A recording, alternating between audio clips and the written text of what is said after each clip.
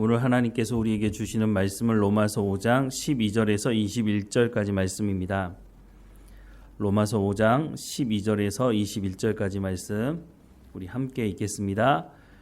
그러므로 한 사람으로 말미암아 죄가 세상에 들어오고 죄로 말미암아 사망이 들어왔나니 이와 같이 모든 사람이 죄를 지었으므로 사망이 모든 사람에게 이르렀느니라. 죄가 율법 있기 전에도 세상에 있었으나 율법이 없을 때에는 죄를 죄로 여기지 아니하였느니라. 그러나 아담으로부터 모세까지 아담의 범죄와 같은 죄를 짓지 아니한 자들까지도 사망이 왕노릇하였나니 아담은 오실자의 모형이라. 그러나 이 은사는 그 범죄와 같지 아니하니 곧 한 사람의 범죄를 인하여 많은 사람이 죽었은즉 더욱 하나님의 은혜와 또한 한 사람 예수 그리스도의 은혜로 말미암은 선물은 많은 사람에게 넘쳤느니라. 또 이 선물은 범죄한 한 사람으로 말미암은 것과 같지 아니하니 심판은 한 사람으로 말미암아 정죄에 이르렀으나 은사는 많은 범죄로 말미암아 의롭다 하심의 이름이니라. 한 사람의 범죄로 말미암아 사망이 그 한 사람을 통하여 왕 노릇하였은즉 더욱 은혜와 의의 선물을 넘치게 받는 자들은 한 분 예수 그리스도를 통하여 생명 안에서 왕 노릇하리로다.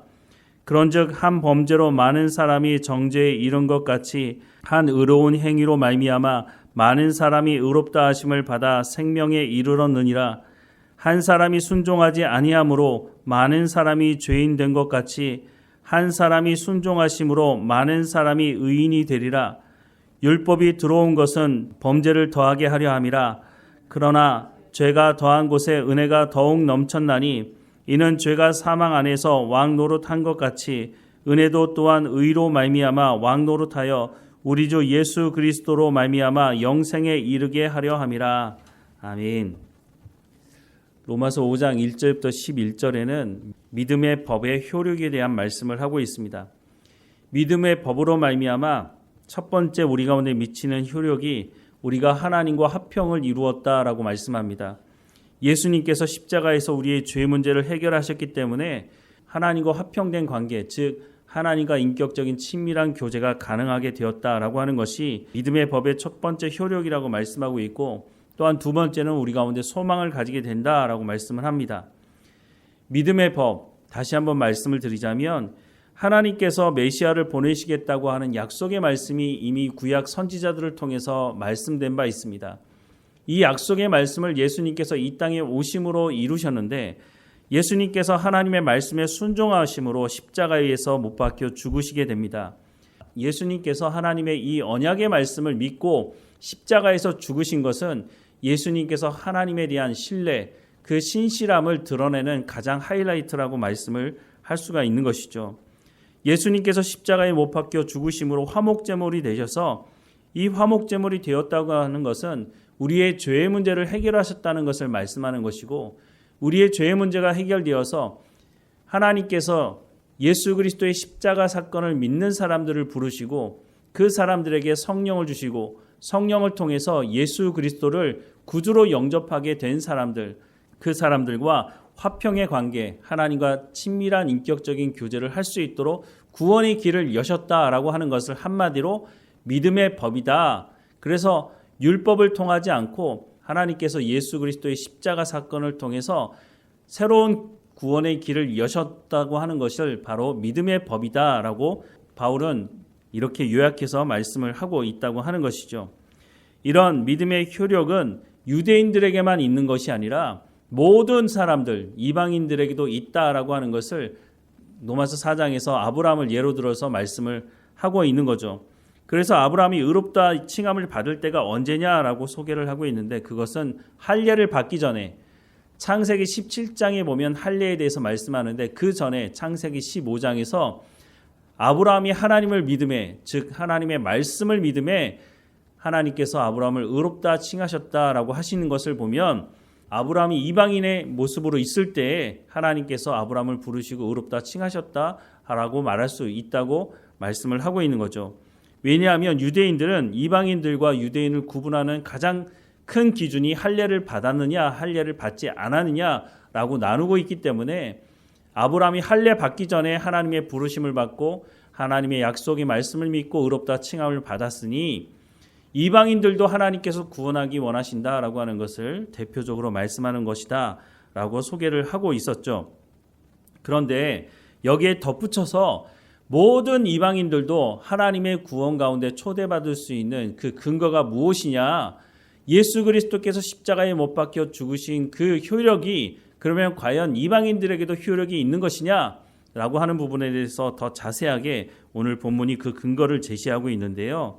12절 말씀에 보면 그러므로 한 사람으로 말미암아 죄가 세상에 들어오고 죄로 말미암아 사망이 들어왔나니 이와 같이 모든 사람이 죄를 지었으므로 사망이 모든 사람에게 이르렀느니라 라고 말씀을 하고 있습니다. 이것이 바로 아담의 효력입니다. 아담은 한 사람을 말하는 것이 아니고 아담은 모든 인류를 대표하는 사람으로 소개되고 있습니다. 이 아담이 범죄함으로 말미암아 아담 이후에 태어나는 모든 사람들에게 이 죄의 효력이 있게 되었다라고 말씀을 하고 있는 것이죠. 아담의 범죄로 말미암아 모든 사람에게 영향을 주었다라고 하는 것을 대표적으로 말할 수 있는 것이 바로 사망이라고 하는 것입니다. 하나님께서 아담에게 선악을 알게 하는 나무 열매를 먹으면 반드시 죽게 될 것이다. 사망에 대해서 말씀하셨죠. 그런데 아담이 하나님 말씀에 불순종, 죄를 지음으로 말미암아 사망이 시작되었다고 성경은 말씀하고 있습니다. 다시 12절 말씀을 보면 그러므로 한 사람으로 말미암아 아담을 말하죠. 죄가 세상에 들어오고 죄로 말미암아 사망이 들어왔나니 이와 같이 모든 사람이 죄를 지었으므로 사망이 모든 사람에게 이르렀다라고 말씀합니다. 그러면서 13절과 14절에 보면 죄가 율법 있기 전에도 세상에 있었으나 율법이 없었을 때에는 죄를 죄로 여기지 아니하였느니라. 이게 무슨 말이죠? 율법이 죄가 무엇인지를 설명하고 있다고 말씀하고 있는데 그러면 율법이 있기 전에 율법은 모세가 받은 것인데 그러면 모세 이전의 사람들은 죄를 죄로 여기지 않았다는 말이냐? 그렇지 않았죠. 죄의 대표적인 속성이 뭐라고요? 바로 사망을 가져온다는 것이죠. 모세 이전의 사람들도 다 죽게 되었다고 하는 것은 죄가 있다는 것을 그 사람들도 알았다는 것을 말씀하고 있는 거죠. 14절 말씀에 그러나 아담으로부터 모세까지 아담의 범죄와 같은 죄를 짓지 아니한 자들까지도 사망이 왕노릇하였으니 아담은 오실 자의 모형이라 라고 말씀하고 있지 않습니까? 모세 이전의 사람들도 아담과 같은 죄를 범하지 않았다 할지라도 아담이 죄를 범함으로 사망이 들어오게 되어서 모든 사람에게 그 영향력을 미치게 되었다라고 하는 것을 말씀해 주고 있는 거죠. 계속 말씀을 보면 15절 말씀에 그러나 이 은사는 그 범죄와 같지 아니하니 곧 한 사람의 범죄를 인하여 많은 사람이 죽었은즉 더욱 하나님의 은혜와 또한 한 사람 예수 그리스도의 은혜로 말미암은 선물은 많은 사람에게 넘쳤느니라. 또 이 선물은 범죄한 한 사람으로 말미암은 것과 같지 아니하니 심판은 한 사람으로 말미암아 정죄에 이르렀으나 은사는 많은 범죄로 말미암아 의롭다 하심의 이름이니라. 한 사람의 범죄로 말미암아 사망이 그 한 사람을 통하여 왕노릇하였은즉 더욱 은혜와 의의 선물을 넘치게 받는 자들은 한 분 예수 그리스도를 통하여 생명 안에서 왕노릇하리로다. 계속 아담과 예수 그리스도를 비교하고 있는데요. 18절에 그런즉 한 범죄로 많은 사람이 정죄에 이른 것 같이 한 의로운 행위로 말미암아 많은 사람이 의롭다 하심을 받아 생명에 이르렀느니라. 한 사람이 순종하지 아니함으로 많은 사람이 죄인 된 것 같이 한 사람이 순종하심으로 많은 사람이 의인이 되리라. 율법이 들어온 것은 범죄를 더하게 하려 함이라. 그러나 죄가 더한 곳에 은혜가 더욱 넘쳤나니 이는 죄가 사망 안에서 왕노릇한 것 같이 은혜도 또한 의로 말미암아 왕노릇하여 우리 주 예수 그리스도로 말미암아 영생에 이르게 하려 함이라라고 말씀을 합니다. 아담이 죄를 지음으로 모든 사람에게 사망이 시작되었다라고 말씀을 하면서 이것이 아담이 미치는 효력이라고 말하고 있죠. 하지만 하나님께서 한 구원의 길을 여셨는데 그것이 바로 예수 그리스도를 통해서 우리 가운데 생명을 주시는 구원이다라고 말씀합니다. 로마서 1장 2절부터 4절 말씀해 보면 이 복음은 하나님이 선지자들을 통하여 그의 아들에 관하여 성경에 미리 약속하신 것이라. 그의 아들에 관하여 말하면 육신으로는 다윗의 혈통에서 나셨고 성결의 영으로는 죽은 자들 가운데서 부활하사 능력으로 하나님의 아들로 선포되셨으니 곧 우리 주 예수 그리스도시니라 라고 말씀합니다. 예수님이 이 땅에 오실 때 인간의 육체를 가지고 오셨다라고 말씀하고 있습니다. 우리와 똑같이 드셔야 되고 마셔야 하고 눈물도 흘리시고 피곤하면 잠을 자시는 우리 인간과 똑같은 분으로 오셨지만 다른 부분이 있죠. 예수님이 이 땅에 오실 때는 성령을 통해서 잉태하게 되었고 예수님께서 이 땅에 오셨다라고 하는 것을 말씀해 주고 있죠. 인간과 다른 방법으로 이 땅에 오셨다라고 말씀을 하고 있습니다. 그리고 이 예수님께서 십자가에 못 박혀 죽으심으로 우리의 죄를 용서하시고 부활하셨다라고 성경은 말씀해 주고 있습니다. 그래서 부활의 첫 열매가 되셔서 우리가 영원한 하나님의 나라에 갈 것에 대한 소망, 약속을 우리 가운데 해 주시고 있다고 하는 것이죠. 아담으로부터 시작된 이 사망의 권세를 예수님께서 어떻게 하셨다고요? 사망 권세를 깨뜨리시고 부활하셨다라고 하는 것을 통해서 우리가 그 예수 그리스도의 십자가 사건을 통해서 부름받아서 새로운 인류가 되었다라고 성경은 말씀해주고 있는 것입니다. 우리가 구원받을 수 있는 근거가 아무런 근거 없이 그냥 얼렁뚱땅 주어진 것이 아니라고 성경은 말씀하고 있습니다. 하나님께서 이미 창세기 3장으로부터 시작해서 많은 선지자들을 통해서 하나님께서 약속하신 그 약속의 말씀이 예수 그리스도를 통해서 이루어졌고 우리가 그 십자가 사건을 믿는 자리로 부름받아서 이제는 새로운 사람, 아담으로부터 시작된 그 죄의 권세 아래 있는 사람들이 아니라 예수 그리스도를 통해서 새 인류, 새 이스라엘이 될 수 있는 자리로 우리를 부르셨다라고 성경에 이 근거를 가지고 말씀해 주고 있다고 하는 것입니다. 그러니 우리가 어떻게 살아가야 할까요? 우리가 새롭게 부름받은 하나님의 구원받은 백성으로서 이제는 이 땅에서부터 하나님의 백성다운 삶을 살아갈 수 있다라고 하는 근거를 오늘 본문이 말씀해 주고 있는 것입니다. 유대인들이 아무리 자신들만 구원받는 대상이라고 말한다 할지라도 하나님은 예수 그리스도를 통해서 이방인들 우리에게도 하나님의 말씀으로 하나님의 구원의 자녀로 살아갈 수 있는 길을 열어주셨다라고 말씀하신 이 말씀대로 오늘 우리가 이 자리에 와서 하나님께 예배하는 것이 그 증거가 아니겠습니까? 하나님의 말씀에 온전히 순종하는 우리의 삶이 되어야 할 것입니다.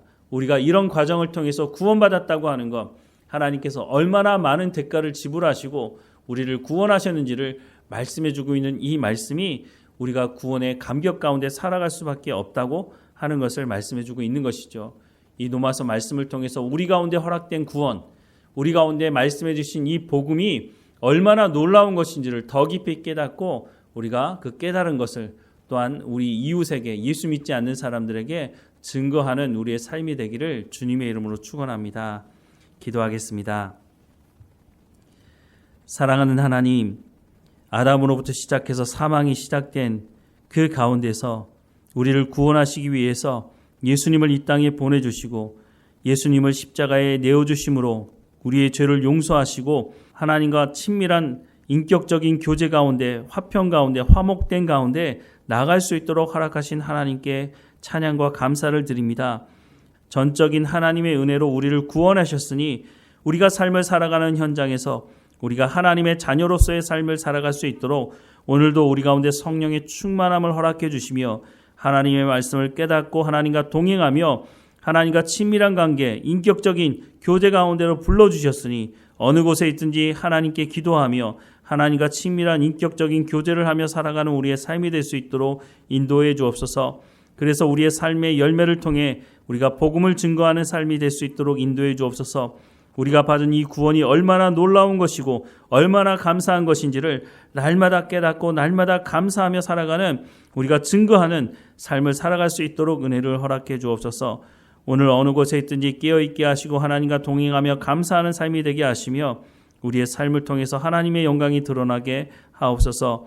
몸이 연약한 성도들 한 사람 한 사람마다 지켜주시고 또한 회복 중에 있는 모든 성도들도 하나님 붙들어 주셔서 모두가 강건해질 수 있도록 하나님께서 맡겨주신 이 모든 사명을 잘 감당할 수 있도록, 그래서 주님 앞에 섰을 때에 착하고 충성된 종이라고 칭찬 들으며 하나님께 나아갈 수 있도록 은혜를 베풀어 주옵소서. 하나님, 예수 그리스도를 통해서 우리 가운데 소망도 허락해 주셨으니 우리가 갈 영원한 하나님의 나라에 대한 소망을 가지고 살아가게 하시고, 그래서 우리 가운데 고난이 있을 때 참고 인내하며 하나님과 동행하며 소망을 가지며 살아갈 수 있도록 인도해 주옵소서. 늘 우리와 함께 하시는 하나님 감사하고 예수님의 이름으로 기도드립니다. 아멘.